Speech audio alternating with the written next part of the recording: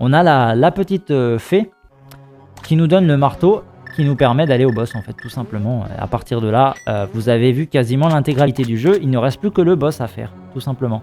Donc là on est full vie, on va casser des briques, ouvrir une porte et s'armer de nos flèches parce qu'on va avoir besoin. C'est un boss, alors c'est un boss que vous connaissez entre guillemets.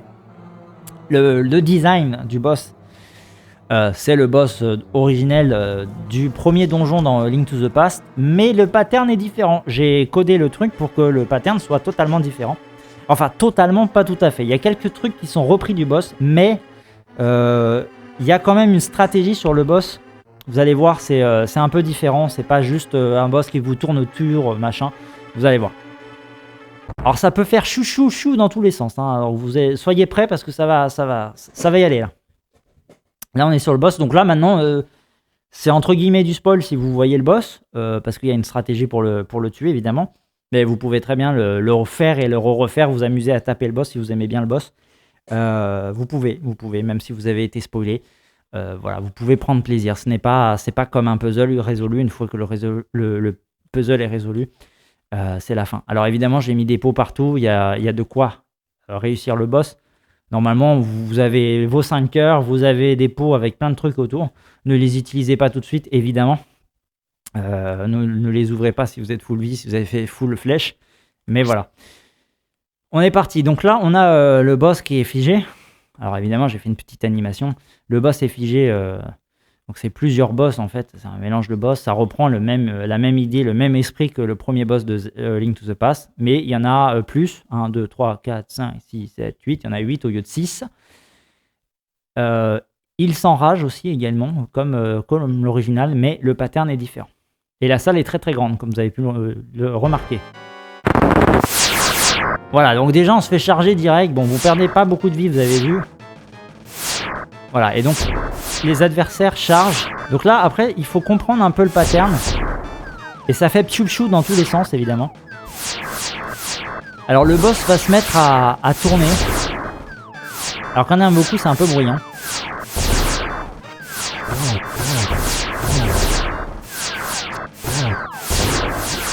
Il y aurait certainement des choses à corriger, comme le niveau du volume sonore.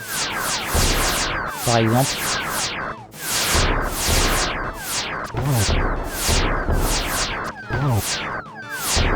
Alors je me concentre un peu. On va essayer de réduire le nombre de boss pour que ça fasse moins de bruit. On va reprendre de la vie un peu.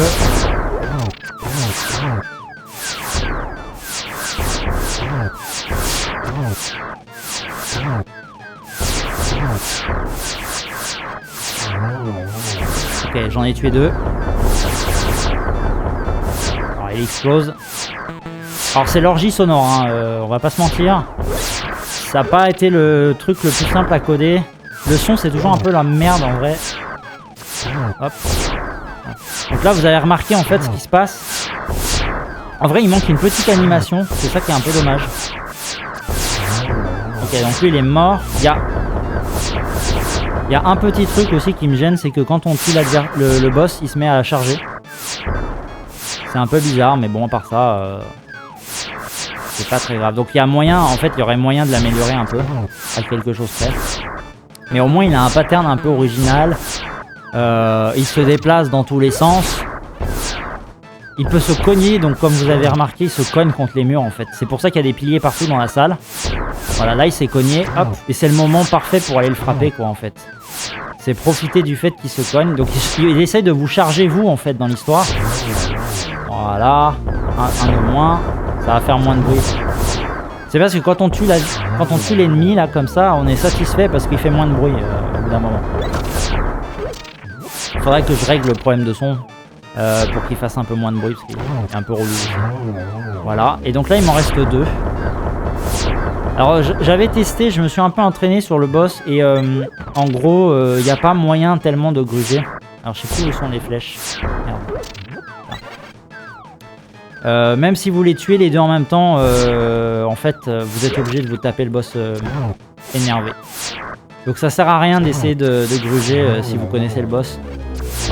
Voilà, là je les tue les deux en même temps, mais ça va pas valider et le boss va se transformer en boss vénère. Donc là, la version berserk, il en reste un. Il est beaucoup plus énervé, il fait plus de dégâts. Il a plus de points de vie.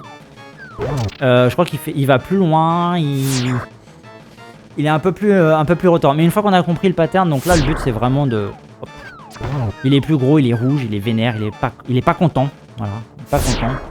Mais on peut le faire évidemment charger. Par contre, vous voyez, j'ai perdu 2 cœurs. Là, il m'a mis la misère. Donc, il faut bien utiliser...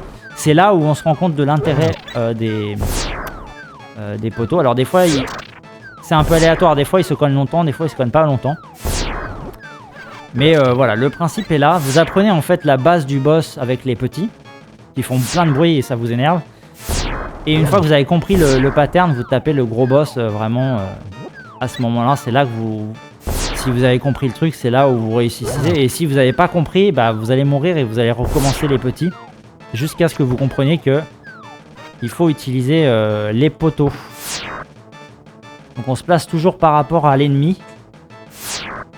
L'ennemi est à ma droite, je me mets là, voilà. Toujours à l'inverse pour qu'il a le... Voilà.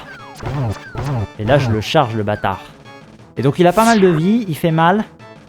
Donc c'est pratique d'avoir 5 cœurs quand même. Ça évite de mourir plus souvent. Et vous pouvez vous servir des pots pour lui faire un peu de dégâts. Vous pouvez le charger de flèches. Alors par contre, quand vous avez plus de flèches, ça se fait, mais là, en l'occurrence, il m'en reste une. Je pense qu'avec un coup, je le tue de toute façon. Et si vous avez plus de flèches, vous pouvez le faire à l'épée, mais c'est plus long à l'épée. Et c'est plus dangereux aussi. Parce que si vous êtes au corps à corps, ils peuvent vous charger et vous tuer. Ah non, bah là, je vais devoir le finir à l'épée, je peux prendre le risque de mourir. On va essayer d'être secure. Bah déjà, voilà. Bah, et là, il me reste un demi-cœur, j'ai de la chance. Il a failli me tuer. Il fait une espèce de charge finale quand vous le tuez. C'est pas si mal la charge finale, je trouve. Voilà, donc là le héros est content, le cœur a popé, la porte s'ouvre. Donc là j'ai la caméra hein, qui s'est placée. Alors on aurait pu faire une transition plus modeste. Et là j'ai 6 cœurs. Voilà. Et là c'est la fin du jeu. Messieurs, dames, on est arrivé au bout. Ça y est. Ça y est, c'est la victoire. Ta-ta-tan, ta-ta-ta, ta-ta-tan-tan. Allez, on va récupérer le truc. On a ouvert la porte là. Hop. Voilà, une petite musique de fin pour faire plaisir. On a réussi, ça y est, la détente. Et on reçoit les bombes. Tu reçois un sac de bombes. Tu vas pouvoir faire exploser plein de choses comme des ennemis ou des murs. Fais attention à ne pas te blesser avec ça. Voilà. Faites attention de ne pas vous blesser avec les bombes, évidemment. C'est dangereux. Voilà, donc on a un téléporteur, on arrive sur une fin, on a une espèce de salle au trésor avec... bon, alors j'ai mis des bombes, voilà, j'ai mis des bombes, désolé, j'aurais pu mettre un cœur d'or, j'aurais pu mettre autre chose, mais vous allez voir...